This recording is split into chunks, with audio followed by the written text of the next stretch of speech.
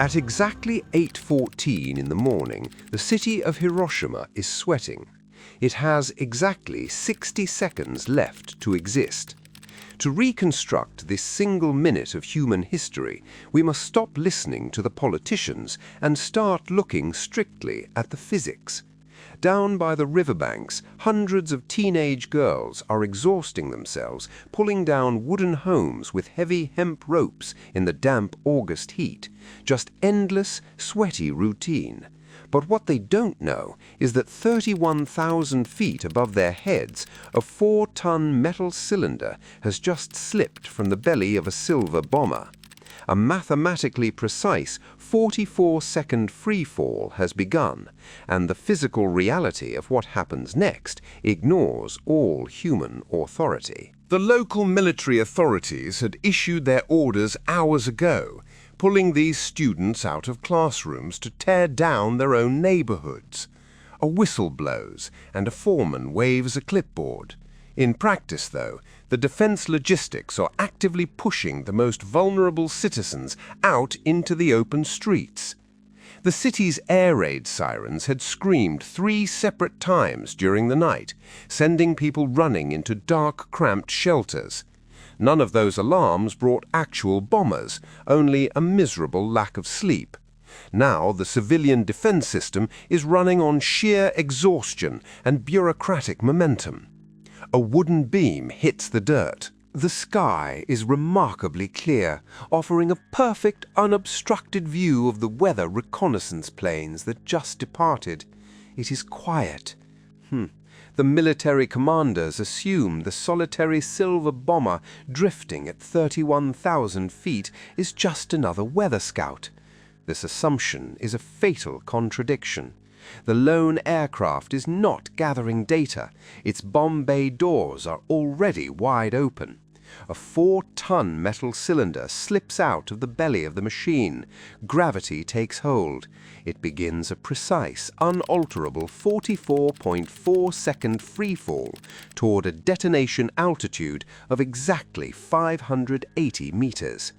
Down below, a girl wipes sweat from her forehead. The contradiction of the solitary plane resolves mechanically as the intricate gun-type fission trigger inside the falling cylinder arms itself, or rather, it primes the internal mechanisms for the imminent collision of 2 enriched uranium masses.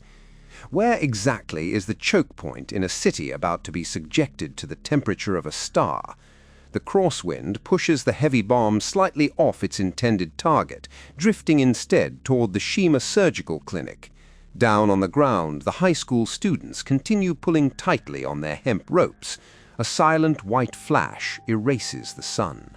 A bizarre physical contradiction dictates the exact center of the destruction.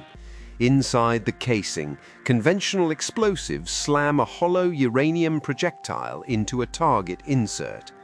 The resulting chain reaction ignores all human authority and military rank.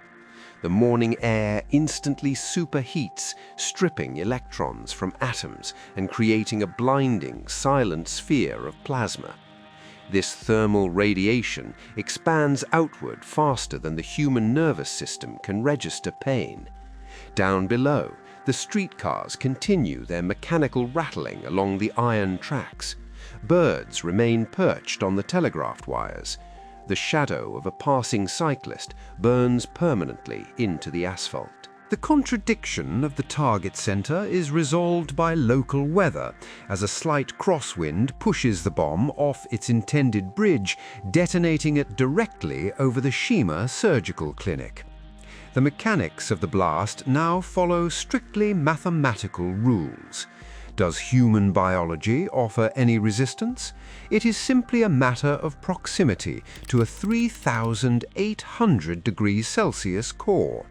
At this temperature, the distinction between biological structures and industrial building materials ceases to exist. Or rather, they both succumb to the extreme thermal wave in a matter of milliseconds. Roof tiles bubble like hot soup. Pure thermal expansion. Wooden beams ignite simultaneously across a 2-kilometer radius. The Target Committee in Washington was explicitly ordered conventional bombers to bypass this specific urban grid for months. The military scientists required intact infrastructure to accurately calibrate the kinetic yield of their new device. They spent $2 billion to master the fundamental forces of the universe, and their immediate practical achievement was setting fire to 1 million paper walls.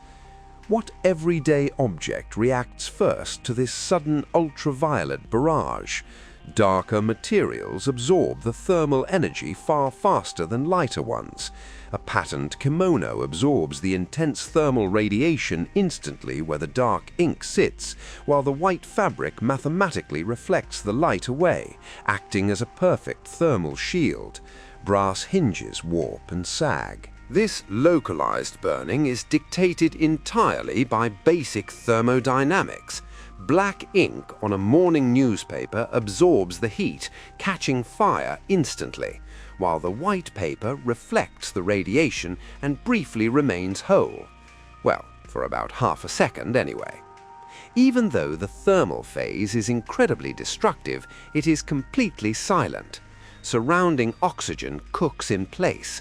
It smells sharply of burnt ozone and scorched dust. The actual kinetic shockwave of the explosion has not yet reached the ground. A single drop of melted lead falls from a roof and hits the dry dirt. The managers at the Sumitomo Bank operate strictly on the schedule. Who exactly benefits from this rigid display of corporate punctuality? Every morning the clerks gather on the heavy granite steps to wait for the brass doors to unlock. They hold their leather satchels and look down at the street. The bank's thick stone walls are built to project financial invulnerability. A few employees shift their weight from one foot to the other. Down the block, a street sweeper pushes his wooden broom. The heavy brass handles remain unturned. Then the silence breaks. The kinetic energy of the blast travels outward as a solid, invisible wall of atmospheric pressure. This wall hits the bank's supposedly protective stone facade first. In a bizarre architectural contradiction, the reinforced concrete structures designed to withstand earthquakes suddenly become the most lethal places to stand. The heavy glass windows do not simply break apart under the strain. I mean, they do shatter, but the physics are much worse. The pressure differential transforms every pane of glass in the financial district into thousands of synchronized airborne razors. A heavy wooden sign rips entirely off its iron brackets. The contradiction of the reinforced buildings resolves through simple fluid dynamics. The rigid concrete refuses to flex, forcing the immense shockwave to seek the path of least resistance right through the massive windows, violently overpressurizing the interior lobbies. Outside, the wave applies 19 tons of pressure per square meter against the rest of the urban grid. The logistics of the city's housing are hopelessly fragile. Exactly 90% of the surrounding residential structures are built of light timber and paper. The invisible wall flattens these neighborhoods in a single continuous rolling sweep. Roofs slide off their foundations. The heavy wooden support beams snap violently like dried-out twigs. Millions of ceramic tiles launch horizontally through the dusty air. The kinetic flow finally exhausts itself against the surrounding hills. Total structural failure. What remains of the city's organized layout? Nothing but a chaotic pile of splintered lumber and crushed plaster. Or rather, a perfectly flattened grid of highly combustible kindling. The carefully drafted maps of the military planners are now completely useless. A thick, choking layer of pulverized plaster settles over the ruins. It buries the roads. Now, the collapsed city acts as an enormous combustible furnace. Superheated air rises violently from the shattered center of the ruined grid, creating a massive, suffocating vacuum at the ground level that drastically alters the local pressure. Cold air immediately rushes inward to fill the empty space. It generates localized hurricane winds that whip through the pulverized debris. Exactly 60 seconds have elapsed since the cylinder left the bay doors. How does the environment react to this sudden thermal draft? The influx of oxygen feeds the scattered embers, instantly merging hundreds of small fires into a single self-sustaining thermodynamic loop. Pure thermal vacuum. A heavy burning timber rolls slowly across the heavily cracked pavement. Surviving residents begin to move through this artificially altered weather system. They walk slowly away from the heaviest curtains of fire. To be precise, they drag their feet through the ash like heavy stones. The overwhelming neurological trauma forces their bodies into a rigid, protective posture, completely bypassing any conscious decision-making process as the sheer sensory overload entirely shuts down their higher cognitive functions. Men and women hold their arms extended straight out in front of them. This rigid, involuntary mechanical stance is simply the body's final attempt to minimize any further physical contact with the superheated environment. The 7 rivers of the city slice naturally through the urban grid. The contaminated water flows steadily toward the wide bay. Ash lands gently on the dark water. Logistically, the rivers immediately bottleneck into a desperate trap, much like a crashed server trying to process 1 million requests at once. Thousands of people push down the muddy embankments, seeking a desperate escape from the unbearable ambient temperatures. What happens to a natural transit route when a burning population crowds into it? The steep banks quickly become completely impassable. The mud thickens. A strange atmospheric contradiction forms directly above these frantic crowds. The intense heat of the inferno drives moisture high into the stratosphere, forming heavy rain clouds right over a raging firestorm. A local photographer stands on a nearby bridge, holding his camera. He stares at the overwhelming collapse of his own city, his mind simply unable to process the impossible scale of the anomaly. He cannot push the shutter button. This meteorological contradiction resolves as the cooling moisture mixes with pulverized debris and falls back down as thick, oily black rain. It coats the thirsty, desperate crowds in a layer of toxic, radioactive sludge.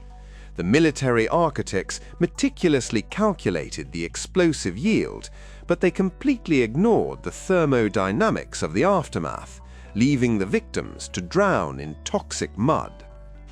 High Command always measures the shockwave, but forgets the weather. Honestly, they just assumed the destruction ended when the flash faded. The heavy, dark drops splatter against the intact concrete of the bridge. The paralyzed photographer slowly lowers his heavy metal lens. The water slaps the stone.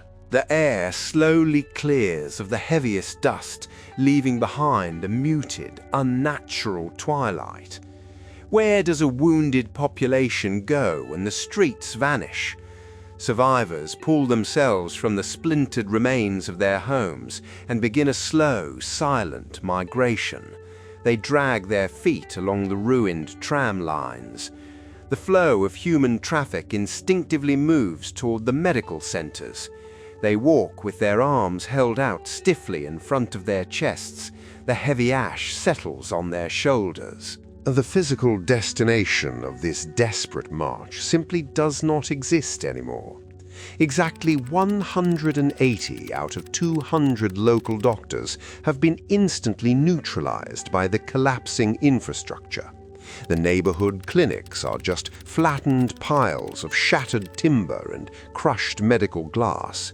In practice, the surviving medical staff cannot bandage anyone because 1,654 of their nursing colleagues were instantly lost to the initial thermal wave. The few remaining bandages burn in the localized fires. There is no authority left to organize a triage queue. A wooden stretcher lies broken in the dirt. Far away in the capital, the Supreme Military Council still waits for a routine telegraph report from the local garrison.